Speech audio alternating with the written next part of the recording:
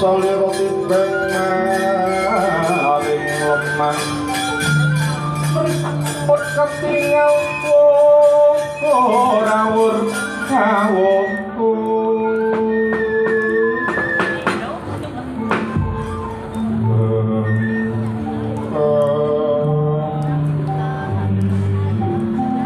latala kok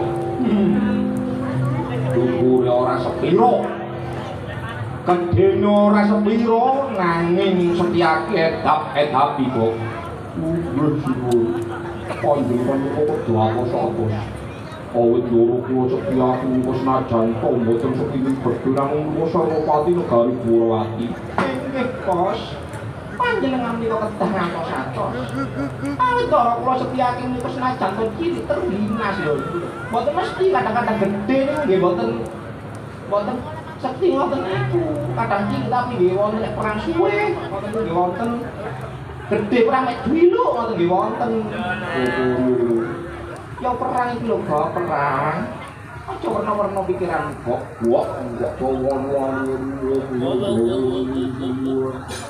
paniku mbela ya tawan cangkem wis ora usah rembug butung dhewe sliramu nyilikno atine Bendara nggo musuh kula kok nami gunjung musuh akan atine Bendara engko mboten kula sanjang menapa wong niku nggih kula iki kawan kula cetok kawan konco lho iki batur mbak-mbak itu wonten terakhir Bendara kula kawan sing wajib ngetaken wis gamble cangkemmu betul tak kena piring terus mundur niku iya ayo Pak Resiko kok mate kok mendem ngambil niku ngarang kok tak patekno iku tak ya dhewe sing saka apa ya mendem iki yo gak ndodok awak wong loro kuwi yo pakane kuwi ora wis afen weh Sahai Setyaki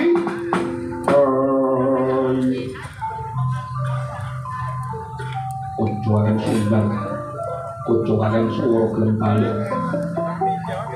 ora gelem balik lakon limu kaliara latau coklatuk tunggu dalam sawetara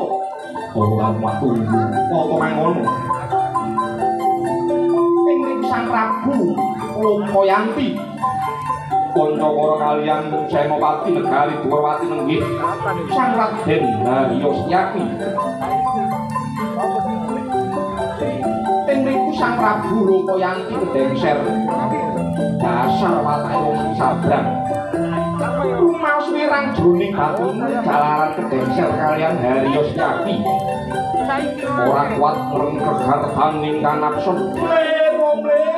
mripate rek unggune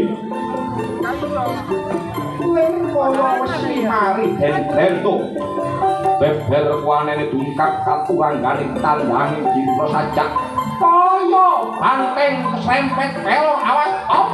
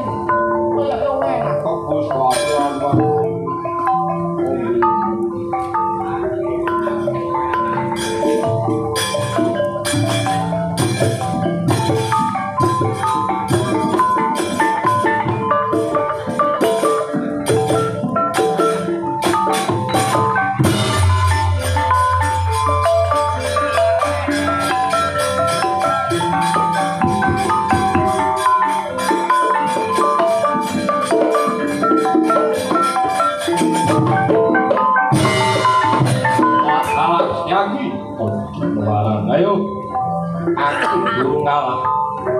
Mari krapal aji jaya kawijayan kumarian krapal cekep kabeng aji joko mantraku yen nang kena mbok dugang kena mbok hebang kena mbok jotos nek saiki jajalen hati-hati yo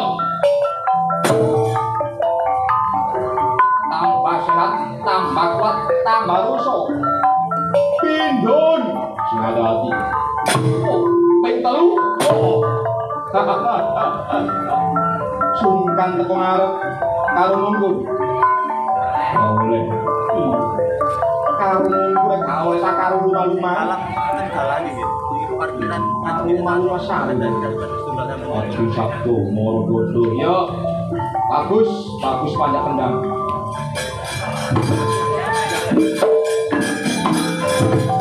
hati-hati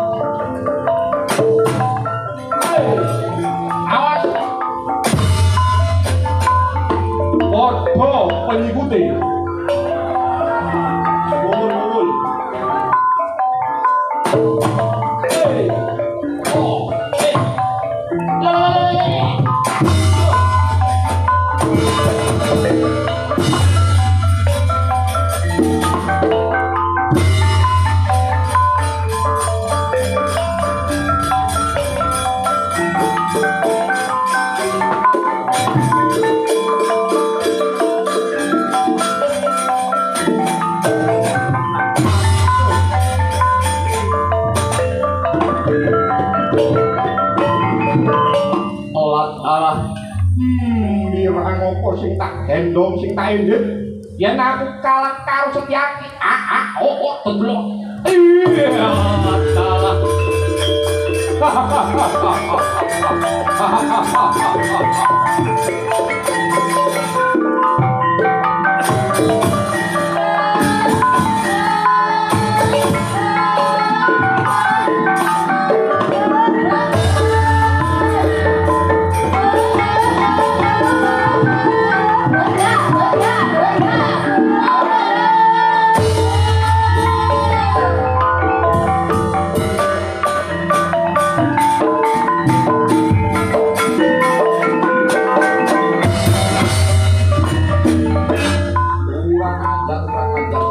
kurang ajar Setyaki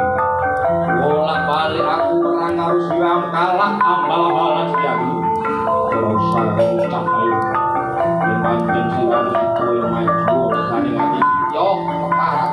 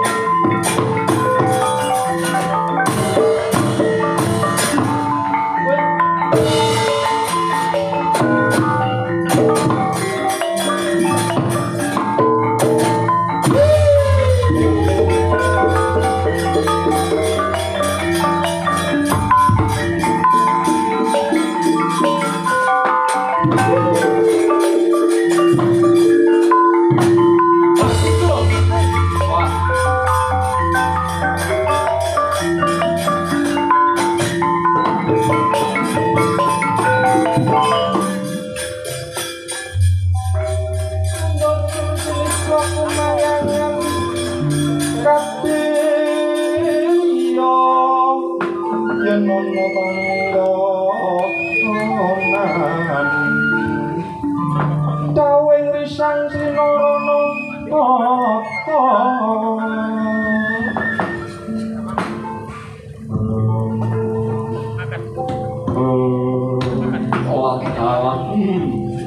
pancen nyoto kabudayane wong negara Dwarawati. Musuh setyake ngene guru. Mungsuh Prabu Baladewa mungkin wawu sing yen kowe mangkul ayo nekuk penjalin kok. Bali ning negara. Ayo nekuk penjalin luwih dhisik kok. Yaiku pengamukku bakal gede sing mburi. Lho sing bangsa pendhawa monggo wangsul mawon dhuwur.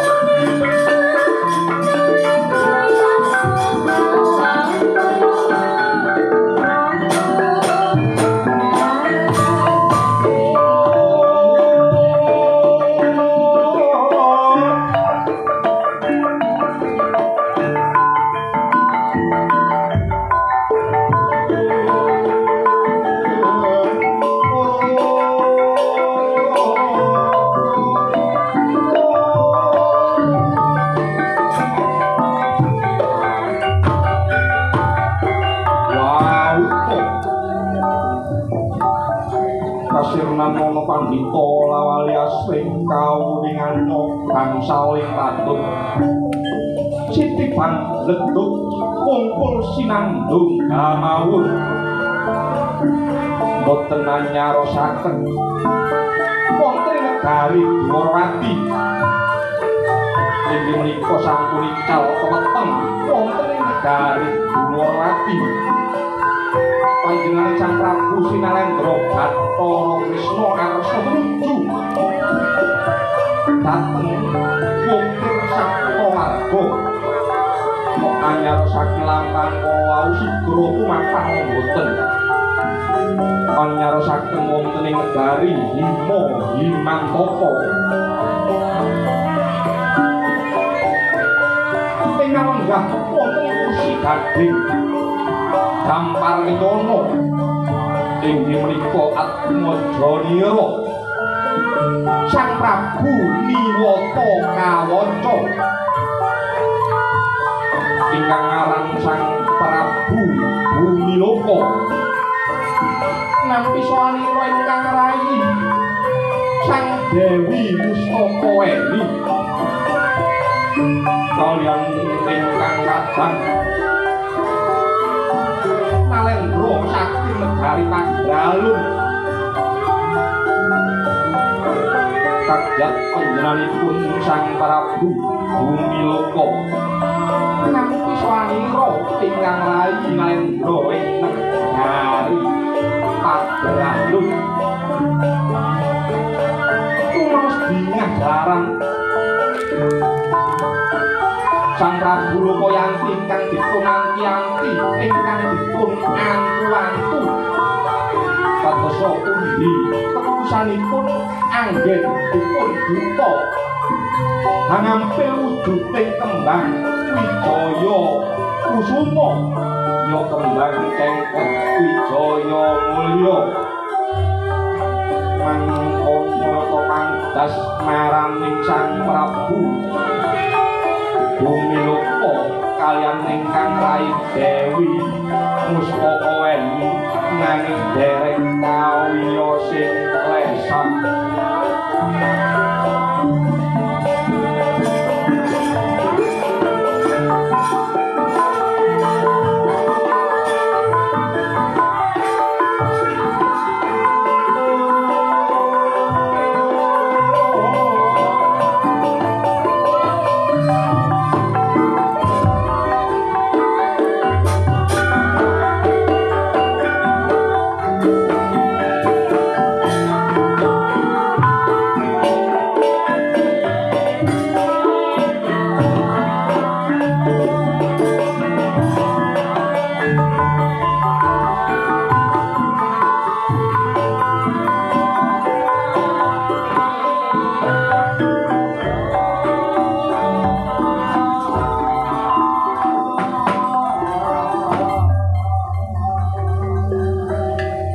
salukaning wong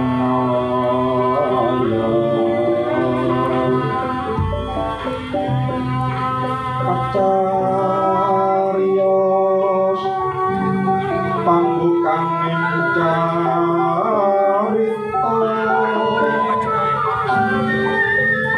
pamor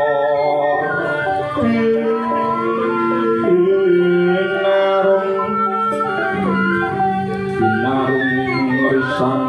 Prabangga miwaswaraning prarang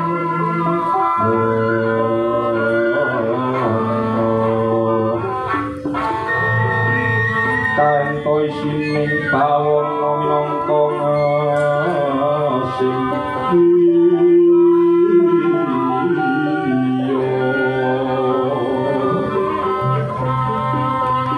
Naryo mangayo bagyo nare para pamriksa sadaya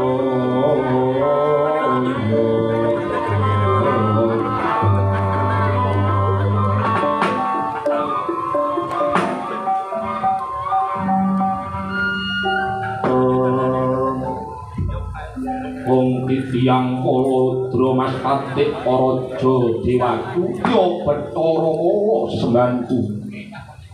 kadangipun Kakang Adibudi Adipuwangai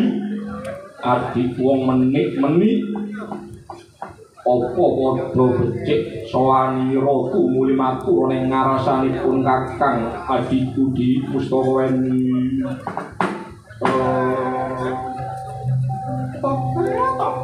kita kaya mbok diris kodu ora ngasami Joko panggon tumarang ning ngarsane Sang Prabu Bumilaka mana baktiku kan konjo ya Kakang iya tak pompo ya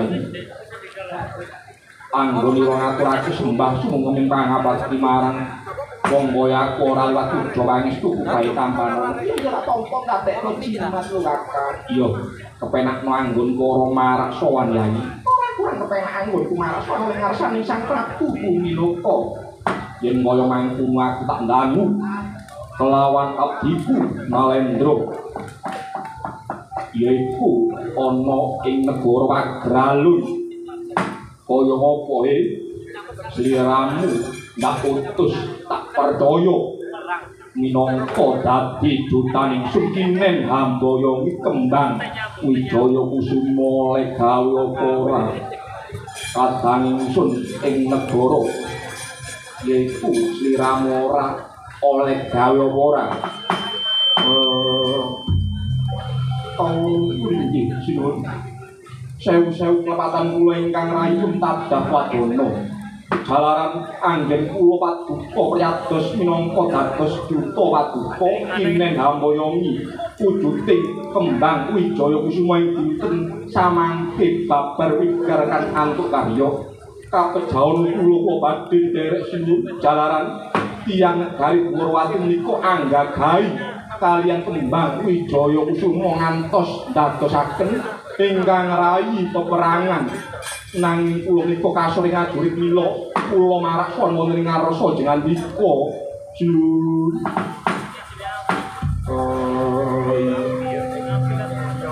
jagat Dewa Bathara jagat wasisaning Bathara kang minangku dadi anggon minta utus yaiku mbaya kembang wijaya kusuma babar wigartan antuk karya inggih pasinggan dawa paduka sumaku kang tanpa bukti kakehan gunem kang tanpa guna ora sembodo nalika semono sliramu sanggup mbaya wujuding kembang wijaya kusuma ora nganti ing siris rengenge yen sliramu nganti ing siris rengenge ora bisa mbaya kembang wijaya kusuma gulumu sing dadi gandine nanging isih ana pangapura tumrap sliramu iki dina jalaran gedhe labu laban marang negara hima himantaka rene kula ninggih ngaturake buning panguringan tanpa pami sinuwun iya wis ora dadi boyo kumapa katopan kakang rapu bumi loka ana apa di adikku wong ayu Dewi Mustaka Weni bareng aku midhangeta kula kang dadi pangandikanipun kakang sajak kok tuwa rasa pitakon ana ing sajroning atiku duh kata kakang Prabu kenapa kok kakang kepingin banget ambaya wujude kembang wijaya kusuma kok kakang kepingin banget ngundi wujude kembang wijaya mulya kanggo apa lho kakang Milyai ananipun kakang kepingin banget boyongi kembang wijaya kusuma jalaran kanggo agul-agul daya kekuatanipun kakang ujaring wanda sapa sing bisa amundi wujude kembang wijaya kusuma kena ndak basake kena lara nanging luput ing pati ayi mula anggonipun kakang kepingin banget boyongi kembang wijaya kusuma kang sarana agul-agul daya kekuatanipun kakang daya timbul kekuatanipun kakang ing gunung mau aku bakal